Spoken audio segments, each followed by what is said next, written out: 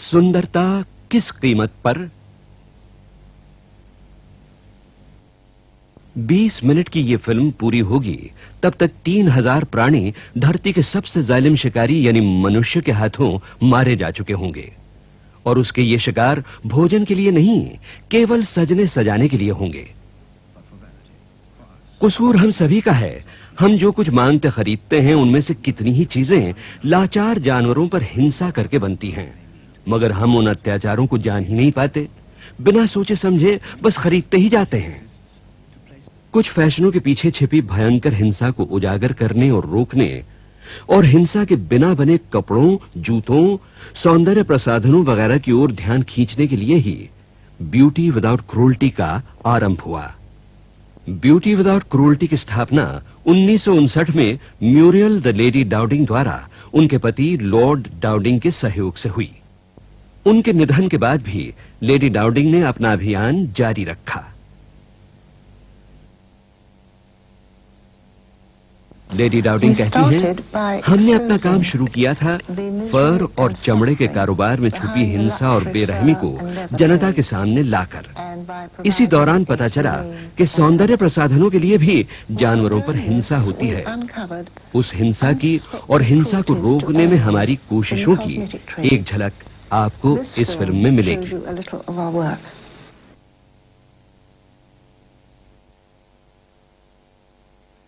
अगर कभी मनुष्य जाति की कब्र बनी तो उसकी स्मृति शिला पर लिखा होगा, यहां सोया है मनुष्य, संसार का सबसे जालिम विनाशकर्ता। यह प्रदूषण तो हमारी आंखों के सामने है।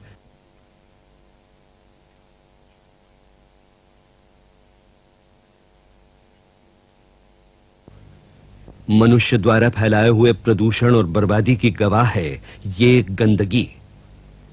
घास भी हरी नहीं, बदरंग है। धरती, सागर और आकाश में रसायन और कचरा फैलाकर मनुष्य वातावरण के साथ अपने और अन्य प्राणियों के भोजन के साधनों और जरियों को धीरे-धीरे नष्ट करता जा रहा है। इतिहास बताएगा कि हमने लगातार जानवरों पर अत्याचार किए हैं। अलग-अलग जगहों में जानवरों पर बर्दाश्त से ज्यादा बोझ लादा जाता है और कम विकसित देशों में तो उन्हें काम के बदले पूरी खुराक भी नहीं मिल पाती। लेकिन आधुनिक और प्रगतिशील कहलाने वाले देशों में तो जानवरों पर बिना कारण ही भयानक जुल्म होते हैं। शान शौकत और फैशन के पागलपन में हर साल सिर्फ जंगलों के ही 5 करोड़ प्राणियों की हत्या कर दी जाती है। और ये घिनौनी गिनती यहीं नहीं रुकती। फर के उत्पादन के लिए करोड़ों जानवरों को तंग पिंजरों में पाल पोस कर छोटी सी उम्र में ही काट दिया जाता है। इतनी हत्याएं फैशन के नाम पर? फैशन की इतनी बड़ी कीमत? जब तक आप 20 मिनट की यह फिल्म पूरी देख पाएंगे तब तक 2 या शायद 3 व्हेल्स का शिकार हो चुका होगा। कुछ वैज्ञानिक व्हेल को दुनिया का सबसे समझदार प्राणी मानते हैं, लेकिन हर 10 मिनट में एक व्हेल उससे कम समझदार प्राणी यानी मनुष्य के हाथों मारी जाती है। व्हेल की नस्ल 3 करोड़ वर्षों से पृथ्वी की वासी है। शिकार के आधुनिक तरीकों और बढ़ती हुई मांग के कारण पिछले 70 वर्षों में जितनी व्हेल्स मारी गईं, उतनी उससे पहले के 400 वर्षों में भी नहीं मारी जा सकी थीं। 50,000 व्हेल हर वर्ष मारे जाने के कारण व्हेल की कुछ प्रजातियां तो पूरी तरह खत्म सी हो गई हैं। ये देखिए, यहां दक्षिण अफ्रीका के डरबन बंदरगाह में 32 स्पर्म व्हेल्स सड़ रही हैं। व्हेल की मौत तुरंत नहीं होती। शरीर के अंदर विस्फोटक भाले फटने के बाद मरने तक व्हेल को जो तकलीफ होती होगी उसकी सिर्फ कल्पना ही की जा सकती है। क्या व्हेल को दर्द नहीं होता? उसकी रगों में भी तो गर्म खून बहता है। इनका आखिरी सफर जिस कारखाने में रुकेगा, वहां इन विशाल बुद्धिमान प्राणियों से ऐसे पदार्थ बनेंगे जिनका उपयोग लिपस्टिक, साबुन, परफ्यूम और पालतू पशुओं का भोजन बनाने में होता है। इस सिंगार सजावट में वही तकलीफ छुपी हुई है। दक्षिण अफ्रीका में खड़ी की हुई दुनिया की सबसे बड़ी व्हेलिंग फैक्ट्री की इस फिल्म की शूटिंग ब्यूटी विदाउट क्रूरल्टी के भूतपूर्व executive director Shri David whitening द्वारा की गई है। जानवरों पर जुल्मों की खोजबीन करने के लिए संस्था की ओर से उन्होंने दुनिया भर का दौरा किया। स्पर्म व्हेल से मिलने वाली सबसे कीमती चीज है अंबर, जिससे कीमती सेंट बनते हैं। हालांकि अब इसके बदले कई दूसरे पदार्थ भी डाले जा सकते हैं, पर इसकी मांग कम नहीं होती। व्हेल के शरीर से निकला भूरे रंग का यह पदार्थ समुद्र की सतह पर तैरता हुआ भी पाया जाता है, पर उतने अंबर से परफ्यूम उद्योग की भूख नहीं मिटती। इसलिए स्पर्म व्हेल को मारकर उसकी आंतों से अंबर निकाला जाता है। व्हेल की उम्र घटाकर सेंट की उम्र बढ़ाई जाती है। व्हेल के बाकी टुकड़ों से अन्य सौंदर्य प्रसाधन बनते हैं। फिर दुनिया के बाजारों में, यहां भारत में भी इंपोर्टेड साबुन, परफ्यूम, लिपस्टिक और फेस क्रीम के रूप से बेचे जाते हैं। जिस अंबर को भारत में पवित्र माना जाता है, वो व्हेल पर हुए इसी अत्याचार का नतीजा है। आप परफ्यूम उद्योग के भेद जितनी गहराई से जानेंगे, सुगंध उतनी ही दुर्गंध बनती जाएगी। सुगंध के लिए जिन जानवरों को मारा तो नहीं जाता, पर जानलेवा तकलीफ दी जाती है, उनमें से एक है गंध बिलाव यानी सिवेट कैट। ये नेवले और बिलाव से मिलता जुलता जानवर है। गंध बिलाव उद्योग का केंद्र है इथियोपिया। डेविड व्हाइटिंग ने वहां मिस्टर मॉरिस गालिब के केंद्र देखे। यहां पिंजरों में कैद हैं गंध बिलाव। हर 10 दिनों बाद उनके प्रजनन अंगों के पास की गंध ग्रंथि को खुरच कर सुगंधित पदार्थ निकाला जाता है। इसमें 3 आदमी लगते हैं। एक पिंजरे में छड़ी डालकर गंध बिलाव को तंग करता है, दूसरा उसकी टांगे और पूंछ पकड़ता है, और तीसरा उसकी गंध ग्रंथि को खुरचकर तीखी गंध वाला पदार्थ निकालता है। अफ्रीकी गंध बिलाव का संसार सिमटकर उतना ही रह जाता है जितना ये छोटा सा पिंजरा।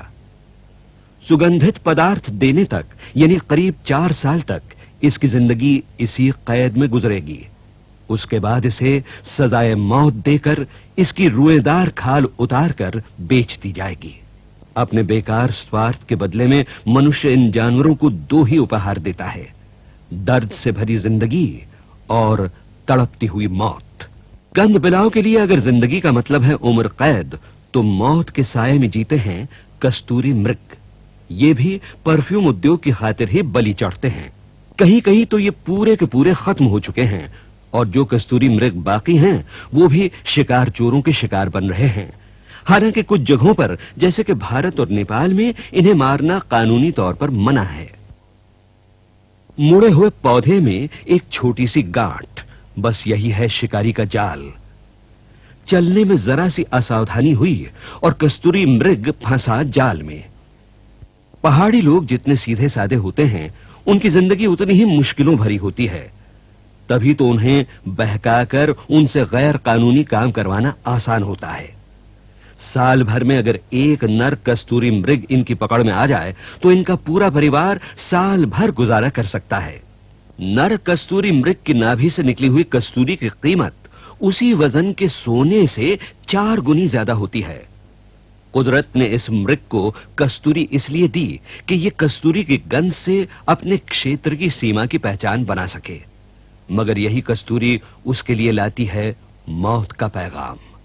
हालांकि कस्तूरी के बदले 80 दूसरे पदार्थों का इस्तेमाल हो सकता है, लेकिन परफ्यूम उद्योग को कस्तूरी मृगों की मौत का जरा भी अफसोस नहीं होता। सौंदर्य उद्योग के ऐसे ही बदसूरत राजों पर से पर्दाफाश करने के लिए डेविड व्हाइटिंग ने दुनिया के दूर दराज इलाकों में हजारों मील सफर किया है। फर और सौंदर्य प्रसाधन उद्योग का फायदा इसी में है कि इसमें जुटे लोग मुनाफे के फेर में अपने जुल्मों को मामूली बताते रहें और छुपाते रहें। मामूली कहे जाने वाले ऐसे ही जुल्मों को उजागर करने के लिए ब्यूटी विदाउट क्रूरल्टी ने आंखों देखी घटनाएं फिल्म बंद की हैं। ये फिल्में फर या परफ्यूम की खूबसूरत दुकानों से बहुत दूर दुनिया के अंदरूनी और दूर दराज के इलाकों में बनाई गई हैं। नेपाल की तराइयों से इथियोपिया और दक्षिण अफ्रीका तक की धूल छानने पर पता चलता है कि किस तरह कस्तूरी मृग फांसे जाते हैं, व्हेल का शिकार कैसे होता है, गंध बिलाव को कैसे कैद रखा जाता है। मध्य पूर्व के रेगिस्तानों से कनाडा के बर्फीले मैदान तक नापने पड़े। तब जाकर पता चला कि शानदार फर कोट को उनके कुदरती मालिकों से छीनने के लिए कैसे कैसे घिनौने तरीके अपनाए जाते हैं। ये कहानी है उस पर्शियन मेमने की छोटी सी जिंदगी की, जिसे जन्म के कुछ ही घंटों बाद बड़ी बेरहमी से कत्ल कर दिया जाता है, क्योंकि फैशन उसके नाजुक खूबसूरत घुंघराले बालों के लिए ऊंची से ऊंची बोली लगाने को तैयार है। 85% मेमनों को जन्म के पहले या दूसरे ही दिन मार डाला जाता है। इस बेरहम कारोबार में देर करना महंगा पड़ता है। 2 दिन बाद मेमने के घुंघराले बाल सीधे होने लगेंगे और मेमने की खाल की कीमत घट जाएगी। अपने किसी भाई ही की तरह इसे भी जन्म स्थल पर ही और शायद मां की आंखों के सामने ही मार डाला जाएगा। हर साल दुनिया में करोड़ों मेमनों की खालें उतारी जाती हैं। मेमने गिनने का इससे घिनौना तरीका भला और क्या हो सकता है। महंगी खाल तो निकाली जा चुकी है, पर मेमने के सर की कीमत कुछ भी नहीं। ये मेमना दुनिया में आया है तो सिर्फ चंद घंटों के लिए। ऐसे 25 और मेमनों की खालों से बनेगा सिर्फ एक पर्शियन लैम कोट। अब इस नन्ही खाल का लंबा सफर शुरू हुआ है। किसी सेठ की कलाई पर लिपटने या किसी अमीर के सर पर संवरने से पहले इसे कारखानों में पकाया और तैयार किया जाता है। जल्द ही मालिक और सौदागर की निगरानी में खालों की सिलाई होती है। उन्हें तसल्ली है कि इस साल उन्हें घुंघराली खालों से काफी कमाई होगी। पर्शियन मेमनों का विरसा बस इतना ही है। नन्हे घुंघराले बालों वाले ये हैट दुनिया में फैशन की निशानी हैं। वैसे किसी मरे हुए बच्चे की खाल को सर पर लपेटने का ख्याल जंगी लगेगा, पर यह हैट पहनने में शान समझी जाती है। थोड़ी खिंचाई के बाद हैट मनचाहे आकार में तैयार हो जाएगी। हमारा पर्शियन मेमना तो हैट बन गया।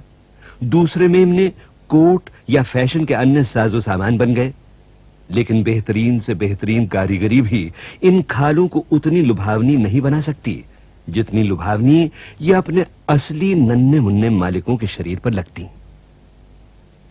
ये जुल्म दूर दराज के इलाकों में होते हैं, ये सोचकर हम खुद को दिलासा नहीं दे सकते।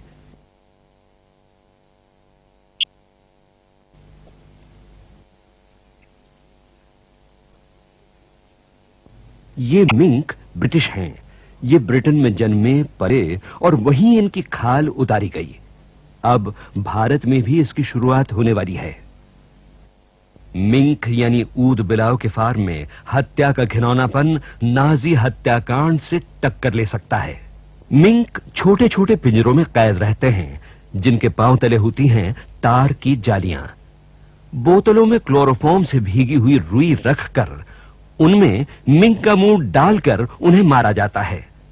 अगर बोतलों में हवा जाने की गुंजाइश हो तो वो बेहोश हो जाएं, परंतु ऐसी गुंजाइश न होने की वजह से मिंक का दम घुट जाता है और वो छटपटाकर मरते हैं। एक मिंक कोट में 30 से 60 खालें लगती हैं, तो अंदाजा लगाइए कि दुनिया में बेरहम लोगों की संख्या कितनी होगी। कुछ लोगों को लोमड़ी पसंद है, जिसे फर के फार्म में 6 महीने की उम्र में कत्ल कर दिया जाता है। कहते हैं कि लोमड़ी जब पहली सर्दियां देख रही हो तब उसकी खाल उतारने पर वो सबसे बढ़िया होती है। यह है ब्लू फॉक्स नस्ल की लोमड़ी, एक छोटे से पिंजरे में कैद मौत से भी ज्यादा तकलीफदेह जिंदगी जीती हुई। लगभग 20 लाख लोमड़ियों की खालें हर साल बाजारों में बेची जाती हैं। यह है जिम्बाब्वे। यहां के इस फार्म में ऊंचे किस्म के फैशन का माल तैयार होता है। फिलहाल हम इसे मगरमच्छ कह सकते हैं, पर इसकी सूरत बदलने में देर नहीं लगेगी। इस ऊंचे किस्म के कच्चे माल की मंजिल है ऊंचे महंगे फैशन बाजार। मगरमच्छ की गर्दन से पूंछ तक फैली निचली सफेद खाल चमड़ा उद्योग के लिए बहुमूल्य है। मगरमच्छ जब 3 साल का हो तब उसे मारने में सबसे ज्यादा मुनाफा होता है। जीते जागते जीव को मारकर बेल्ट, बटुए, बैग या बूट बनाना क्या सही है? मगरमच्छ पालन केंद्र अब भारत में भी खुल चुके हैं। मासूम कोमल आंखों वाले नन्हे प्राणी सील पर किसे प्यार नहीं आएगा? पर ऐसे भी शिकारी हैं जो नकद पैसों के बदले इन्हें पीट पीट कर मारने के लिए राजी हैं। ये शिकारी हैं कनाडा, नॉर्वे और दक्षिण अफ्रीका के। सील की कुछ नस्लें खत्म हो रही हैं, फिर भी उनका कत्लेआम जारी है। कनाडा के इस शांत बर्फीले क्षेत्र में सन्नाटा है मौत का, और शीतल सफेद बर्फ पर बह रहा है गर्म ताजा खून। काश सील के नादान बच्चे जान पाते कि उन पर